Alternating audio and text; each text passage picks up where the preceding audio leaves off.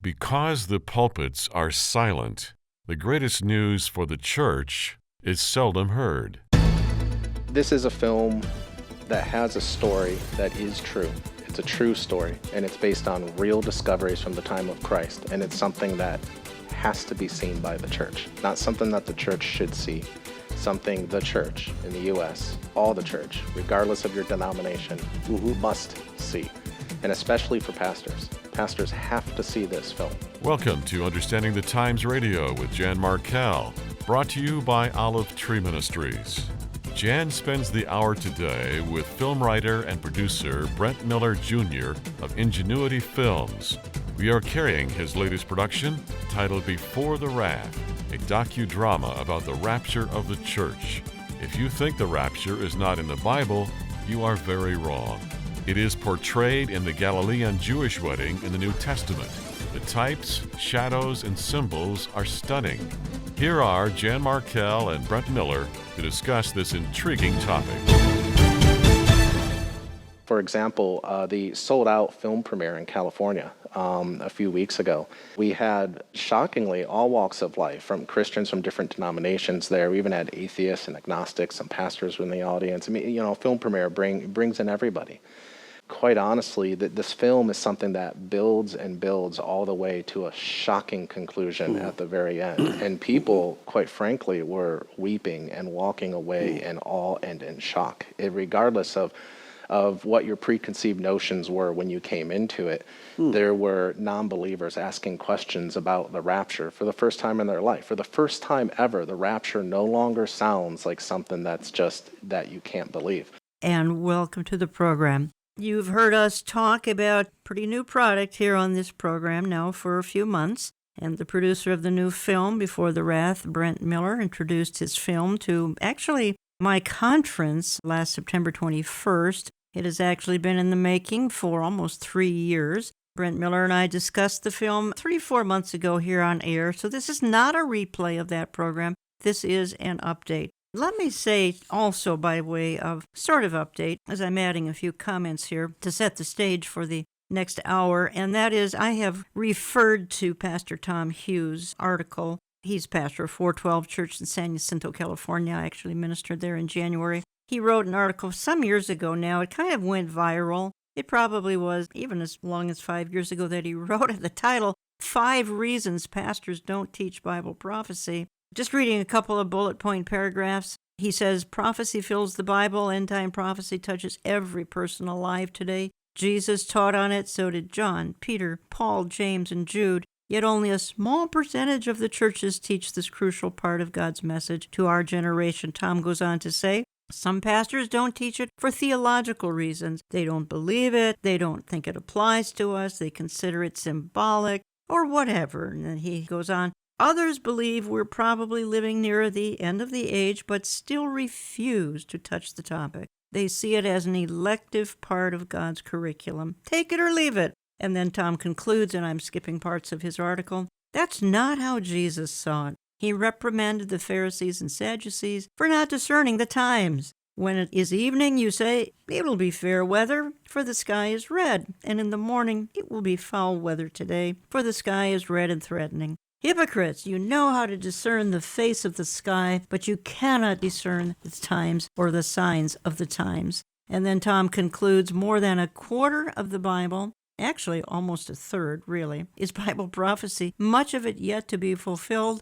How can we give congregations a well-rounded understanding of Scripture if we leave out such a vital part of it? So as I began to work with Brent Miller Jr., I would learn through his production, Before the Wrath, that 98% of our churches avoid some of the things we're going to talk about this particular hour. Tom Hughes went on for 5 points as to why churches are avoiding this. They don't understand it. 2, they fear offending. 3, they sense it will scare people. 4, people might not tithe if they think we're that close to the end. And 5, they fear that they could look like a sort of Looney Tune fringe, such as Harold Camping and all the damage he did back in the 90s and then again in more recent years. I always bring Tom's article into discussion when we have a topic like we're going to have for the balance of the hour. Brent Miller, welcome back to the program. Thank you so much, Jan. It's amazing to be back on. We have carried the product. We've now sold a number of copies. That's an understatement. And we've had feedback, and I'll go into that just a little bit later. And let me quickly say that participating in this film, and you've got a lot participating, you've got actors, you've got commentators, Amir Sarfati, J.D. Farag, Jack Hibbs, and others. Let's start at least with an explanation to my audience. You had unexpected delays, big time. You had, let's just call it opposition. Talk to us for a minute about that. Quite honestly, in 20 years of filmmaking and working in new media, even back for MTV networks, I have never experienced the type of opposition and problems that have come up throughout the production cycle before The Wrath. Even recording sessions that we had scheduled with Kevin Sorbo, who narrates the docudrama down in L.A. Many will remember the L.A. fires that kind of shut everything down. Kevin Sorbo had to flee L.A., so the whole production crew not only had to delay some of the recording for a couple of months, but we had to fly all the way out to East Coast and do the recording out there. We've had deaths closely related to people on the production crew. Pivotal members in post-production, which delayed things, where things had to be rescheduled months later. But God is faithful and just led us through the trials, and we kept pushing forward, and he saw the film to its finish. Wonderful finish, in fact. We're going to be playing some clips, quite a few, as a matter of fact, from the film. Brent, I know, I get it, that your goal was not necessarily to focus on rapture timing. Your goal was to get people to see that, guess what, folks? There really is a rapture in the Bible. And what you did is you kind of dug it out of the ancient Jewish Galilean wedding. The Galilean folks were actually a subculture of the Jews back in Bible times. So you found this incredible Galilean wedding that you put into actual drama with some commentary. I want to play a couple of clips, but I want to start here. I'm saying that the goal was not necessarily to focus on rapture timing. Nonetheless, this is a clip I think is important, and we can discuss it. If the events prophesied within the ancient records are indeed to come to pass, then knowing the timing of the Lord's return would be of great importance. The conflict, the disagreement, the contention over the timing of the rapture, and particularly in the last 10 years, it has gone off the chart. You know, instead of saying, my, how they love one another, as they said of the early church, now today of the church, they say, my, how they fight with one another. And recent findings from organizations such as Lifeway Research confirm that the infighting among Christians is deepening. In one of our surveys, we asked when they thought the rapture would occur. The largest group, 36%, believe that the rapture will occur pre-tribulation. But if that's the largest group, that means there's not a majority believing any one thing about the rapture. In addition to the 36% that believe the rapture will occur before the tribulation period begins, 4% of Christians believe it will happen in the middle. 18% believe the rapture will happen at the end.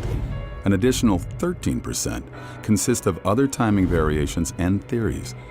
4% just aren't sure about any of it. And surprisingly, the remaining 25%, a growing statistic, no longer believe in a literal rapture at all.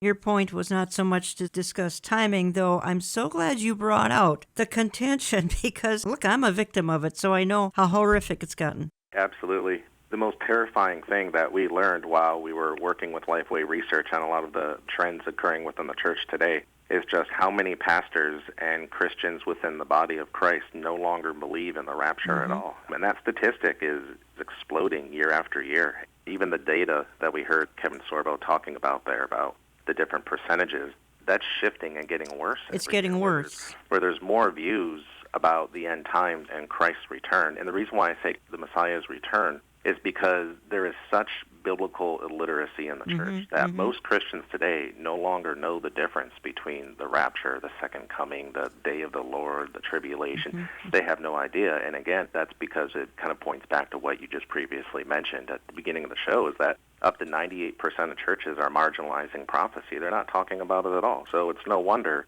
there's incredible confusion about even what the rapture is, never mind the timing and how it's even supposed to be part of God's plan. You said a key couple of words just a second ago. You said there are more views. Of course, there's always been many views on the end times. We've got amillennialism, which I think is doing great damage. We've got kingdom now theology, which, again, church is making the world perfect, etc. And we've even got preterism. We've got some other theologies that I would call aberrations. But these other theologies, some of these aberrations, they have just exploded here in recent years and decades, which probably falls under the great apostasy. And I'm going to get to the great apostasy in just a minute because you've got an outstanding clip we're going to play here. But the more views is huge. Now, there's always been views, but the biblical illiteracy hasn't been as bad as it is. In the last 10 years, the views are just popping up out of nowhere. And like you stated, there's always been various views and conflicts and debates, but it's always been a minority. And now we're seeing that it's becoming the majority.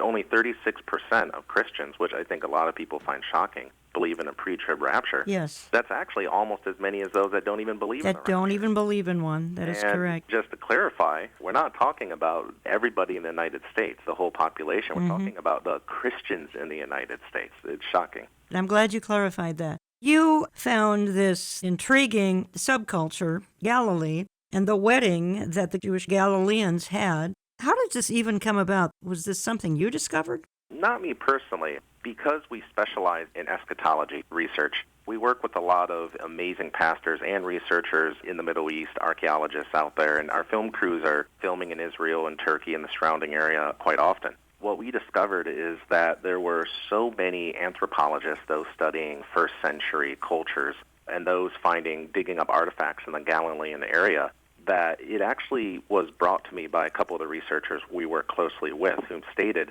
that some of these new discoveries that we've made in the last 10 years, nobody is talking about. And it is all related to the Jewish wedding, absolutely. But the reason why we kind of focus in more on the subculture of the Galilean wedding specifically, even though it is a Jewish wedding, is because even though in the past there's been some amazing parallels made between the Jewish wedding and what Christ prophesied about his return, there's always been some missing pieces to the puzzle, if you will. When you focus in on the Galilean wedding, all of a sudden those pieces are exposed, and now the entire picture, prophetic timeline, if you will, now clicks into place, and it's so perfect that even a non-believer can watch this and say, wow, that makes perfect sense.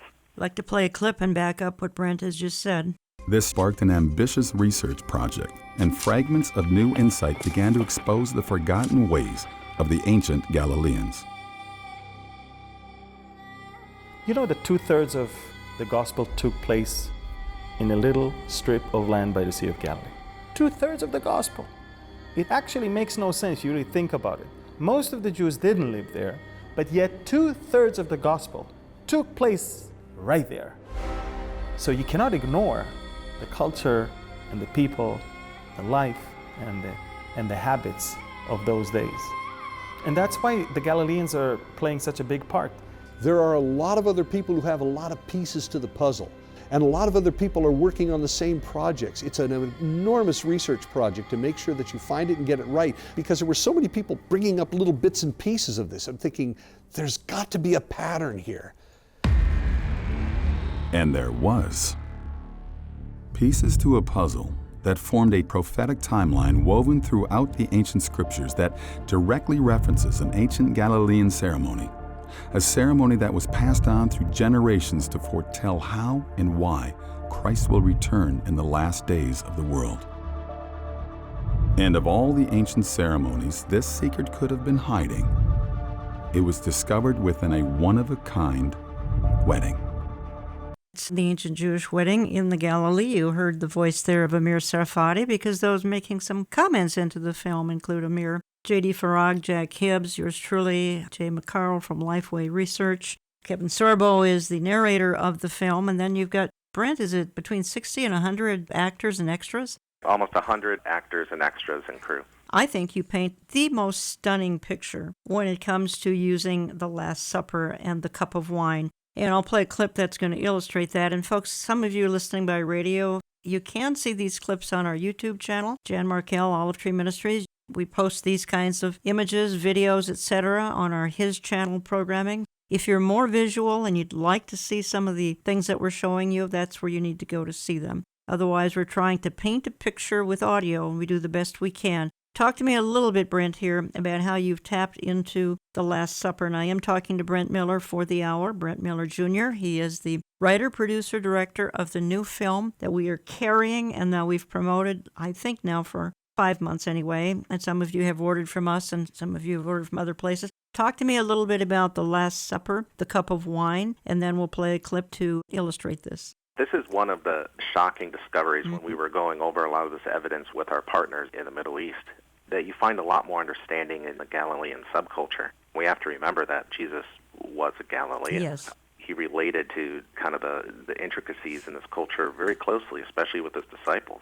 What we find is that in Galilee, that the bride would be offered a cup of wine by the groom in order to conclude a betrothal for marriage. What many don't understand, especially here in modern Western culture, is that the bride actually had all the power and authority during that process. We think of women in the first century as not having any kind of authority, which was true in the outside areas, outside of Galilee, outside of Israel, and in pagan societies.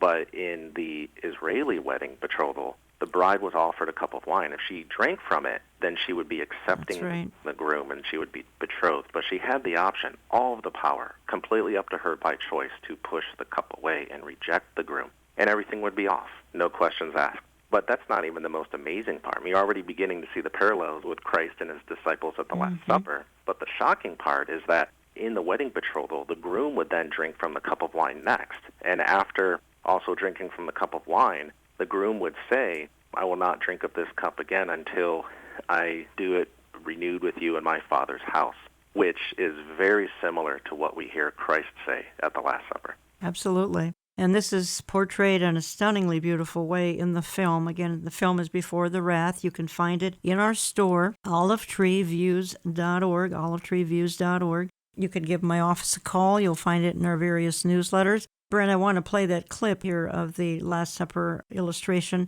but I think you are offering some combo packs, things like that, beyond the single DVD, because that's what we're offering is the single DVD, but I think you have some packages, correct? Yes, the film is also available on a Blu-ray plus DVD combo pack. Also, we have bundles that come with a book, which gives kind of a deeper description of some of the Jewish wedding culture that's involved, and those bundles are available at beforethewrath.com. You have to get the various bundles at beforethewrath.com. You can get the single DVD from Olive Tree Ministries, olivetreeviews.org.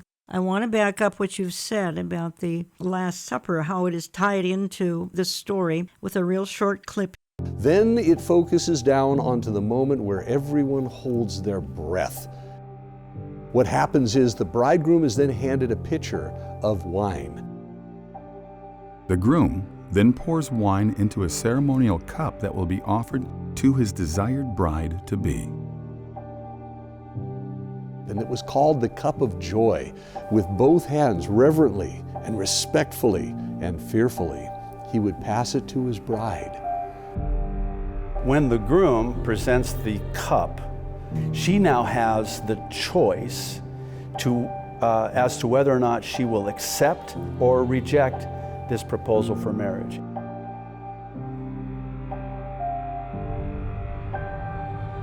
The moment the cup is handed to the bride, she's given all power to stop the wedding by pushing the cup back and rejecting the bridegroom. Contrary to all other wedding customs in the Middle East, the bride in a Galilean wedding possessed the final authority. She alone had the power to accept or reject the offer from the groom. The betrothal could not be completed without her willing acceptance to drink from the cup of wine.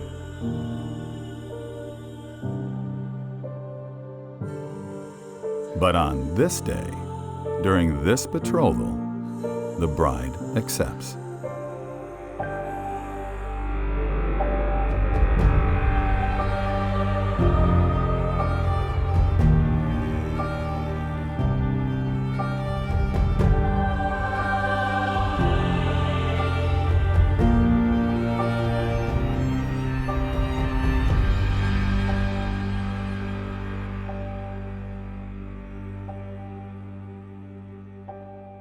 The groom will then also take and drink from the cup, solidifying the new covenant. But then he says something truly profound.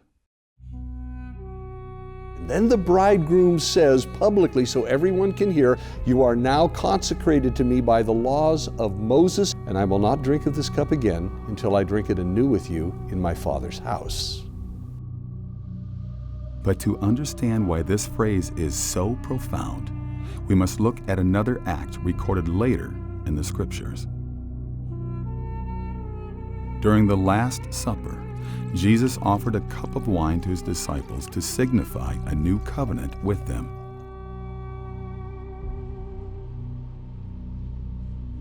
And after his disciples drank from the cup, Jesus then said something similar to what a Galilean would have heard from their own weddings. He said, "But I say to you, I will not drink of this fruit of the vine from now on until that day when I drink it new with you in my Father's kingdom." And the point you are making, Brent? The reason why Jesus used a Jewish wedding, specifically a Galilean wedding, is because his disciples were all Galileans, with the exclusion of Judas, of course. They were all Galilean. And Jesus used parables and metaphors with people about the way things were in heaven, about spiritual truths. It's not a coincidence at all that so much of what Christ revealed to his Galilean disciples about the end of days and his return at the end of days, which they heard it before anybody else, by the way. They came and asked him, "Tell us about this time that you're coming back." Is that, of course, the way for them to understand it the most was to use something that was already ingrained by their culture. In fact, I believe God predetermined that ingrainment in their culture ahead of time because it was for God's glory, because it was the prophetic timeline to the first coming through the rapture to the second coming of Christ at the end of days. So they could completely understand the spiritual relationship between becoming the bride of Christ because they related to these things in their own wedding. Going to have Jack Hibbs weigh in here and back up some of the things you've just said. He talks here about it's the Galileans who would have understood all of this. But Jesus warns that many will not accept his offer to attend his wedding feast, that there will be many that choose to be separated from him for all of eternity, those that will be left behind. When they get to the Father's house, everybody piles into the compound now, and the feast is set and ready to go, and the door is shut behind them. And no one leaves, and no one comes in for 7 days and nights. And in ancient Galilee, if you were locked out, there was no getting in. There are so many people who know about it, believer and non-believer. Oh yeah, I've heard about the rapture. Oh yeah, Jesus is supposed to come back. I've heard about this. Listen, hearing about it's not enough. In fact, we know from Galilean experience from first century that you not only had to be ready, you had to have enough oil, you had to get in. You had to get into that wedding. And then the door was shut. By the way, once the door was shut, it was shut. Those who were out were out. And you think about the incredible, terrifying reality of knowing that Christ said he would come back and to then be shut out, to be left out. And yet Jesus was warning us in those parables. He was warning. Brent Miller, I think this is sort of a left behind illustration, am I right? Yes, correct. Talk to me a little bit about it. This is amazing. The illustrations that are given, you've got to see it to believe it, folks. We're trying our best here in our discussion, but you almost have to see it to believe it. This left behind scene is incredible. Yeah, it's one of the most powerful scenes. Yes, it is. It just opens up such a huge can of questions and topics for pastors in the church to discuss with their congregations. It kind of points to the understanding that Jesus' disciples, again, actually understood what it meant to be left behind. They understood the rapture, and that's kind of we're touching on a topic that is heavily debated. That's the million-dollar question for all the Christians that say, well, I don't see the rapture in the Bible. And, of course, the go-to is looking at the word harpazo, to be snatched away to be caught up when we meet Christ in the air. And for many, that's enough. But for others, they say, well, I don't know, does it literally mean that? And it's debated and debated. When we look at what the disciples understood about Christ coming back for his church, about coming back for his bride, that's why they were offered the cup of wine at the Last Supper. They're becoming the bride of Christ. That's right. They're becoming the bride of Christ. Thank you for that clarification. That was needed, yes. That's why we are referred to as the bride of Christ. Yeah. There's a lot of literalness to it, and his disciples understood it. Everything was related to this wedding, and it's not just a boring wedding. There's a lot of terrifying elements in it. There's warning in it. When they were warned about being left behind, about missing his return, they actually understood this at a very deep level, and that's because their weddings had a lot of elements in there that we're only now really beginning to find the details to, and it's quite terrifying. It's a warning to the church. And that's number one. Their weddings would actually occur, and there's a lot more detail here, but I'll just paraphrase. Yeah, go ahead. They would actually occur in the middle of the night, and I'm sure we'll probably touch on this more in a little bit. When their wedding feast began, the doors were shut, and when they were shut, they were shut. If you weren't prepared or you missed the time to be in that wedding, you were literally locked out of that wedding. And many scholars believe that that wedding feast could have lasted 7 days and nights, which is very interesting when you think about the tribulation period. There's even references to those that did not make it into the wedding as having tearing of clothes and gnashing of teeth, and it was very traumatic for them because during that day and age, as J.D. Farag even mentions in the film, a wedding was one of the most important, amazing events that could occur in your life. It was a very big deal, and to miss it is tragic. Well, we're going to play that. When we come back, we've still got some more clips to play. We're going to try to play the trailer to the film. We're going to talk a little bit about apostasy in the church, and we kind of referenced that opening up. I want to dwell on it just a little bit more because, as a part of the apostasy of the last days, because the church has dropped this topic of the Lord's return. The King is coming, ho-hum, maybe don't come too soon because we want to enjoy our life. I think so. We'll talk about that and much more. I'm taking just a short time out. We'll come back. I'm going to continue with Brent Miller Jr. You can learn more at beforethewrath.com, beforethewrath.com. You can find the product there or in our store, olivetreeviews.org, olivetreeviews.org. More in just a minute. We're told these things so that when we see them happen, we know that I am. We know that God is God. That's the point of prophecy. He doesn't just say, believe on blind faith. He gives us a reason for that faith. He goes, I'm proving to you that I am God because I'm telling you what's going to happen before it happens. We know you lead busy lives and can't always be by a radio. To catch the program at your leisure, do so on our YouTube channel under Jan Markell's Olive Tree Ministries, on his channel at hischannel.com, or on the oneplace.com podcasting site. We use their mobile app. If you download the app, a new program will be delivered to your devices every Saturday morning. Here's Jan Markell to wrap up today's interview with Brent Miller Jr. of Ingenuity Films. If the events prophesied within the ancient records are indeed to come to pass, then knowing the timing of the Lord's return would be of great importance. The conflict, the disagreement, the contention over the timing of the rapture, and particularly in the last 10 years, it has gone off the chart. Instead of saying, my, how they love one another, as they said of the early church, now today of the church, they say, my, how they fight with one another. And recent findings from organizations such as Lifeway Research confirm that the infighting among Christians is deepening. In one of our surveys, we asked when they thought the rapture would occur. The largest group, 36%, believe that the rapture will occur pre-tribulation. But if that's the largest group, that means there's not a majority believing any one thing about the rapture. In addition to the 36% that believe the rapture will occur before the tribulation period begins, 4% of Christians believe it will happen in the middle.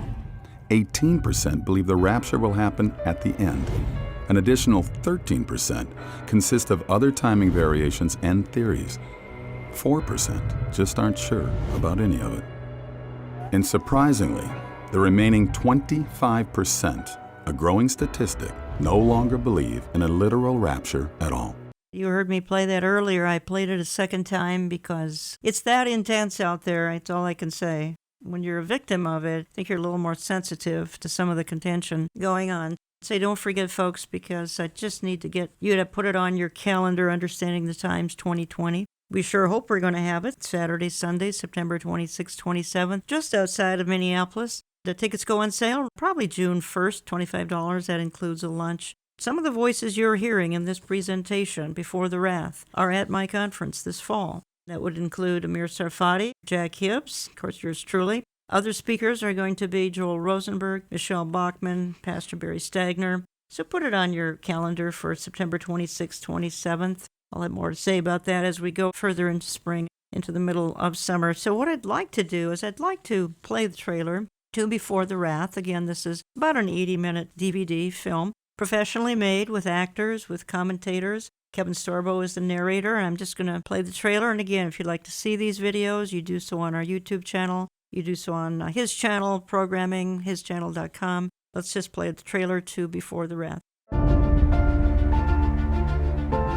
As Galileans, we witnessed his first miracle. He warned us that a time of great deception would come. But we must hold on to our faith that one day he would return to save us from the end of the world.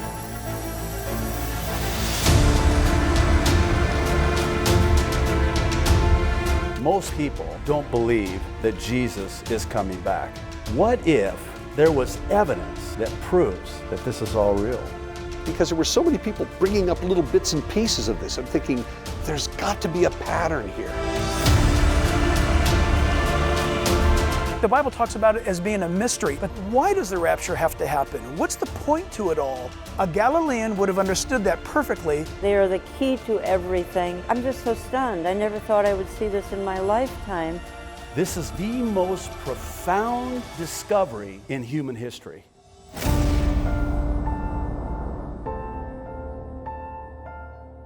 From his promise made through wine at the Last Supper, to why the world cannot know the day of his return, we were chosen to preserve the truth until the end of days. So even if we are not spared from death, others can unveil what we knew and believe. This discovery proves that he is coming back.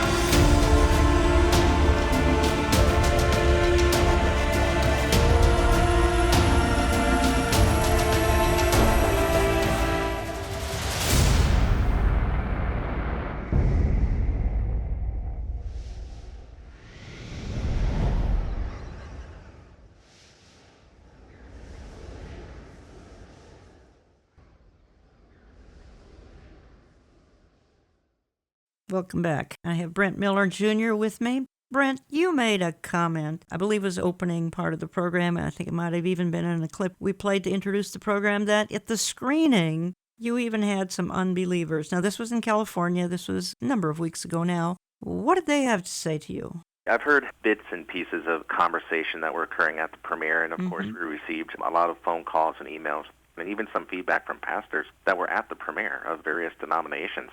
A lot of younger people were at the premiere. Most of them are agnostic or even atheist. Of course, there's a couple hecklers in the audience that are there just to bash the film on their blogs.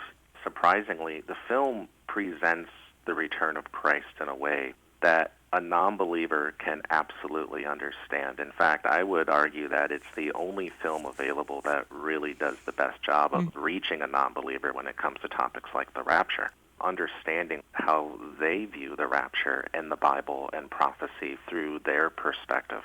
For the first time ever, it actually made them stop and think about the return of the Messiah in a very rational way, and that's the key. In their minds, a very rational way that can it actually be plausible? Many of them, we heard, want to seek out a church. They want to look into this topic more, and it's setting them on a journey that I feel that those that are truly, sincerely seeking truth, the Lord will draw them to himself as he promises.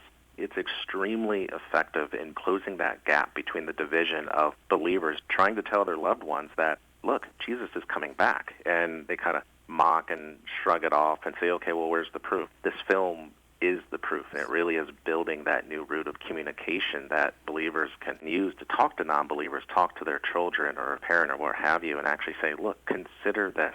It's opening their eyes.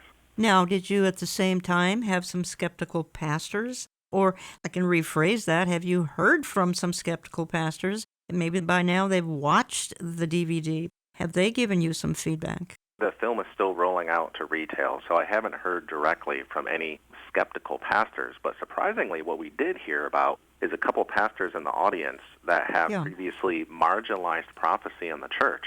And not because they reject prophecy, but for some of the reasons that actually Tom Hughes mentioned in his article, right. Fear, and they don't want to be associated with the fringe, and all these things out there. They've watched Before the Wrath at the premiere and said, next Sunday my message is going to be about the things discussed in this film, because it presents the rapture and the return of Christ in a way that they now say, this is something my congregation can understand, and it's not going to divide them. It's not actually going to cause conflict, and it's an icebreaker to bring prophecy back into the church. That must have been an enormous blessing for you. Absolutely. In fact, that's the goal of this film. That's the goal. In fact, behind closed doors, what our prayer and what our goal is, what we discuss, is that we want to get this film into the hands of every single pastor in the entire country and have them show this to the congregations. That is ultimately the goal. My audience, you can order it from one of a couple of places, plus it'll be available in retail outlets eventually here, probably in the next couple of weeks. Get a copy for your pastor, olivetreeviews.org. Get a copy, or you can go through beforethewrath.com. Again, beforethewrath.com has variations, has a book involved and some bundles. Olive Tree's carrying the single DVD. We had to keep it simple. Reasons aren't important. We're carrying the single DVD, which is just a real blessing. I have the privilege of saying a few sentences in it. I think that Jack Hibbs and J.D. Farag, Amir Sarfati, and others who are speaking into it just did a fantastic job. I want to speak for a minute or two, Brent Miller, about the apostasy issue, and I referenced it earlier. I want to go back to it. We're going to hear J.D. Farag actually say, young people want nothing to do with the church, and he's going to tie it to the fact that the church has dropped such important issues that are going on today, not talking heavily in time related, because they've dropped this very theology that we're talking about, the ramifications of rapture, the second coming, the tribulation, the rise of the Antichrist. We're seeing a potential global pandemic breaking out as we speak. We don't know exactly where it's going. And by the way, I hope to have Gary Kaw with me next week on Understanding the Times Radio to talk about, is this virus outbreak, is this anything to do with global government? They have said for centuries they need a crisis. They're waiting for a crisis. The globalists are waiting for a crisis to install their global government. We know that happens during the tribulation, really not before, but are we now getting that much closer to the tribulation? And again, these are some of the very issues that the church has dropped, and that's the purpose of this hour. It's the purpose of the film that we're promoting. So let's play the clip, and then, Brent, let's you and I talk about it. The culmination of prophetic events make up almost 1/3 of the entire Bible. The findings that on any given day, only 2% of sermons contained anything prophetic means that churches are intentionally marginalizing the topic. I think that when you take 30% of the Bible and you ignore it, then your understanding of the other 70% is going to be flawed. The Bible cannot be dissected, and you cannot just choose what you want. As to why it is that Christians today are dismissive of the Lord's return. I would connect the dots with biblical illiteracy. And here's the thing, I'm sad to say that it's the fault of the pastor behind the pulpit. Churches are going to tell you, you know what? I want to live my full life. I want to see my children grow up. I want to see my I don't want to think about end of the world issues. And I think that is what so threw me, is that the fact that the King is coming, we have a glorious home prepared for us, we're going to go to that place eternally became negative, became a downer. But the bigger problem is that you cannot remove prophecy from the Bible without also removing the return of Christ. I absolutely believe that the rapture is a fundamental belief in Christianity. Eschatology, Bible prophecy, is of paramount importance. Nearly 1/3 of the Bible is prophecy. So you cannot have the whole counsel of God without also having the prophetic word of God. It's the gospel. The gospel is that Jesus came, he was crucified, buried, rose again on the third day, and is coming back again one day. If you take the return of Jesus Christ out of the gospel, you got the gospel out. But even worse yet, the unintended result of prophecy being systematically removed from churches and educational institutes is that the world is forgetting why prophecy exists in the first place. It's so that God can prove to the world that He is God. The point to all of this is that if you remove prophecy from the Bible, you remove the proof that the Bible is from a divine source. It would place the remaining scriptures of the Bible on par with other religious teachings in the world. With all things perceived as equal, the Bible would be seen as no more relevant or divine than any other so-called holy book. Oh, this is actually why it is that young people today want nothing to do with the church.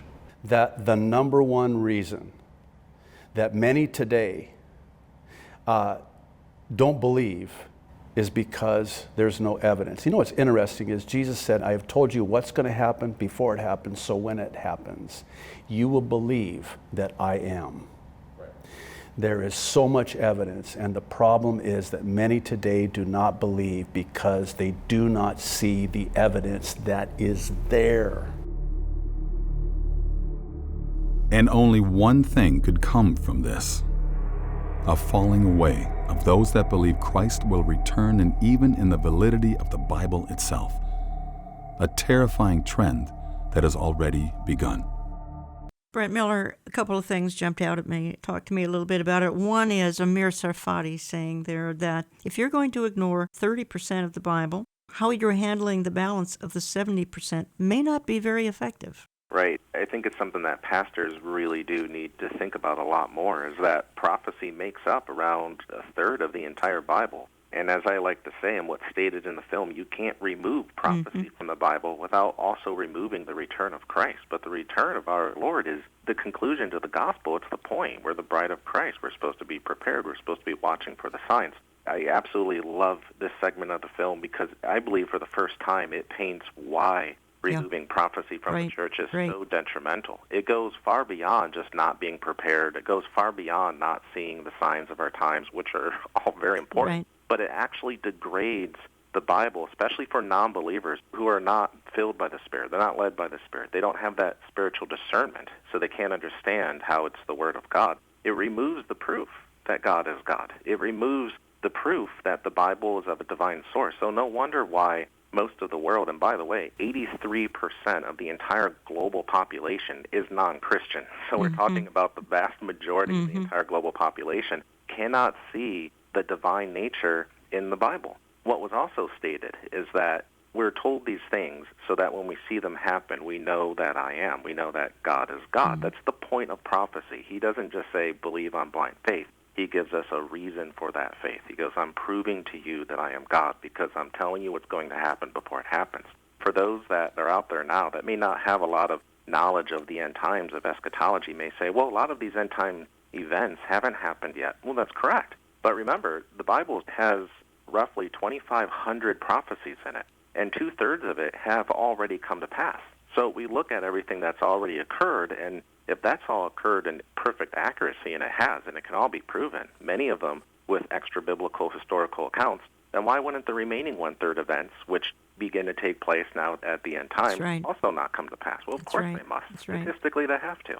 Another thing that jumped out at me is something I said, which I do say quite often, and that is, I made that little statement in that little clip, that I never thought I would live to see the day where the glorious news that the King is coming would actually become sort of a downer. It's sort of, like I said a few minutes ago, the theme of the church today is "Come Lord Jesus, but not too soon." And J.D. Farag in this clip as well jumped in, and he really puts a lot of blame at the feet of the pulpits and the pastors. Not all. Those of you pastors listening who are holding to this truth and telling the truth and preaching the truth of this message, thank you and thank you again. But again, so many aren't. But how did this news that Jesus Christ is going to return to deliver this aching, sinful, stained planet from sin, when he comes back, now this would be at the second coming, he's going to install perfect global government, a perfect one-world system, where the Lion and the Lamb lay down together in perfect harmony. And that message, Brent Miller, in the church seems to be a downer, and bad news. As I said in the opening of the program, we want to raise our kids and grandkids, and can't this wait? I never thought I'd see that. It absolutely breaks my heart that that is the state of the church today. In fact, a lot of that goes back to Bible prophecy. Pastors just are not seeing the connection between removing prophecy from the church and the deep damage it has. Let's face it, Satan does not want prophecy in the church. No, he does not. This film in the church. That's probably why we had 3 years of trial to stop or at least delay, but of course everything is in God's perfect timing. This apostasy that's occurring, I actually believe, as you stated, it's true. Christians are saying, Lord, return, but not too soon because of A, B, and C. I want to see my kids grow up, etc. And honestly, if I can be so bold, I would say that honestly it's unbelief. I believe most so-called Christians in the church today, they have a desire to believe and follow, but they're likely not actually brought to faith. They're not sincere in their following of Christ. They have unbelief in their minds and their hearts. And the reason why I kind of back up that bold statement is because even in the film, we have some disturbing trend data from Lifeway Research. Yes. And that's 7 out of 10 Americans call themselves Christians. When they're asked about the validity of the Bible, very basic things like Jesus Christ is the only way to heaven, the Bible is the complete Word of God, you ought to tell others about the gospel. We're talking about very simple core beliefs of the Bible. And this shows you how bad the apostasy is and getting worse, is that only 15% of Christians, not the U.S. population, of Christians, 15% actually said they agree with all of those statements, that the Bible is the complete divine Word of God. There's something very seriously wrong in the church today. It is the great falling away, sad to say. I mean, it was predicted, and it's talked about frequently in the Bible, the last days church. I want to play one more clip, and that has to do with the 10 bridesmaids. And then when we come back from the clip, Brent, we need to talk about it. Jesus, returning as a thief in the night to those unprepared in the last days, appears self-explanatory. And for years, theologians interpreted the meaning at face value. But you see, in ancient Galilee, we know that only the father of the groom knew the day and the hour that the wedding would take place. But what researchers have now discovered is that the hour would be in the middle of the night. Well, even the idiom of, no man knows the day or the hour, the idiom of as a thief in the night, they in that day would have absolutely understand exactly what Jesus was saying when he uses those expressions. They knew it was literally going to be as a thief in the night, and it would be in the night, which again was why they had to have oil in their lamps and their lamps lit, so that it would not be as a thief. They were ready. They were dressed and ready. This was the ultimate surprise twist on the Galilean wedding. And Jesus, who lived among them for years, knew this all too well, that the groom would come for the bride in the middle of the night. Her life was pure. She was slept in her wedding dress. Her bridesmaids were dressed in their white linen garments, and they were ready to help her out should the bridegroom come, which he was coming unexpectedly at an hour she didn't know, so that she could be ready to meet him. They will do that in the middle of the night for a reason, is to basically declare that it can happen when everybody else are not necessarily ready. It is deliberate, and that's why only the people that have an active part in the wedding are excited and are ready, but those that are not are they're asleep. But they are literally asleep. Yes, and that's why we're told not to fall asleep as others do. That's why one of the reasons I think Christians should always look for is, what are the signs that Jesus gave to the disciples? And are we seeing them?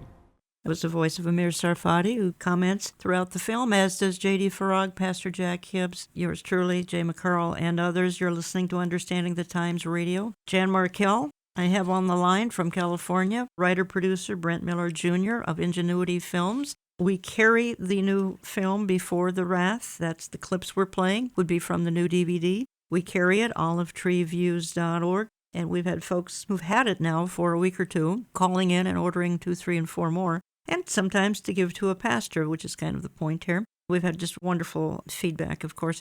Brent, your comment, let's go here to the 10 bridesmaids, because that was a fascinating scene. This is a warning to the church. We've very clearly fallen asleep in these last days. In fact, we're warned not to fall asleep as others do, as we just heard, and yet the church is asleep.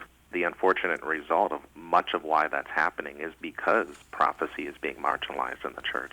That's why I previously mentioned, I believe that it's a problem of unbelief within the church, that we're seeing this apostasy because most so-called Christians don't even agree with core biblical teaching anymore. That shouldn't be possible. That's not a Christian. The reason being is because they may have a hope to believe, but no pastor has given them an actual reason to believe. And prophecy is one of those things that really does prove that the Bible is divine, it is of God, and Christ is the Messiah. Even Christ who came, they claim fulfilled from various scholars, from over 250 prophecies fulfilled with the first coming of Christ. It's a very big deal, but these things aren't being taught in the church, and so, of course, we're seeing this kind of apostasy. The Lord warned that these things were going to happen in these last days, and so the parable of the 10 bridesmaids, which has incredible parallels with the Jewish wedding, because they're at night, they have oil. Why do you need oil? Why do you need lit lamps? Well, because it's at night.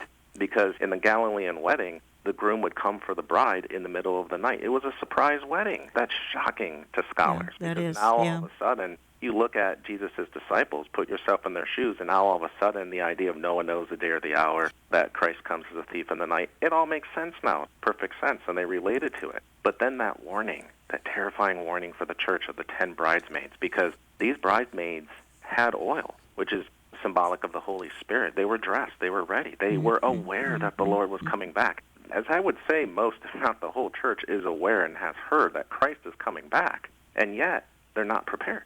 They run out of oil. They miss it. It is a warning to us that the bride needs to wake up. The church has to be ready, and that's why it is so crucial for this film to get into the hands of the pastors out there now. Brent, we've got a minute or two left. If you want to wrap it up any way you'd like, then I'm going to go out with some comments that I hope are appropriate as we close. For those that are scratching their head and saying, well, does it really prove that this image of the Jewish wedding, that there is a rapture, that Christ is coming back? How much evidence can there really be? Is this just an analogy that may sound great for a sermon, but is it really biblically found? And yes, it is. In fact, just like how researchers have given a name to the plan of God's redemption throughout the Old Testament through the New Testament, they refer to it as the scarlet thread of redemption. This film reveals very early on what we determined in production is almost, you could call it the white thread of the bride, because it really does parallel the scarlet thread all throughout the entire scriptures. In fact, even in the Old Testament, when Israel would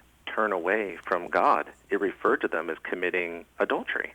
It's very interesting when you begin looking at God's perspective of us here on earth, what happens when we sin, what happens when we serve other gods. You see the terminologies even going back to the Old Testament of being related to a bride. Of course, when Christ came and he's teaching his disciples and us about his return and what it all means at a spiritual level, of course, it is related to a wedding. There is no doubt about it. Learn a lot more at Brent's website, beforethewrath.com. Find a lot more products related to the DVD there. Again, we carry the single DVD, Before the Wrath, in our store, olivetreeviews.org. You can call my office. We put it in our various newsletters, print and e-newsletter. If you'd like to sign up for those on our website, olivetreeviews.org, you'll find this product advertised there. Again, we began advertising it in about September, October, because that's when we wanted to get folks enthused about the message contained therein, and that's about the time the production ran into the snags that we talked about earlier on in the program, which I think was just plain satanic interference,